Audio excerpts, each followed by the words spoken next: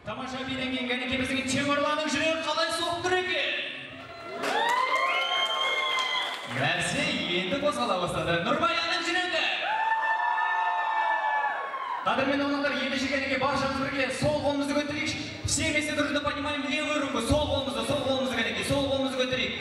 Кәнеке жастар да, сіздер де, дружок, кружка. 69-дар, сіздер де сол қолымызды көтерейік, сол қолымызды. Сол қолымызды көтереміз, құдағилар. Баршамыз бірге сол қолымызды көтереміз де хоп деп жұмамыз.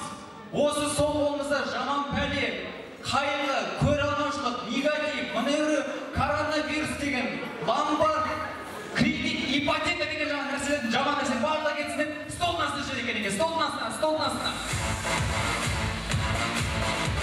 Енді оң қолымызды көтереміз. Все вместе дружно поднимаем правую руку. Оң қолымызды көтереміз де хоп деп жұмамызды шақырамыз. Денсаулық, имандылық, байлық, қысқа новый шуба сұраймыз жеңгелер. Қысқа новый шуба сұраймыз кәнеке. Бәріміз бірге байлық сұраймыз, Дубайға саяхат сұраймыз, денсаулық сұраймыз.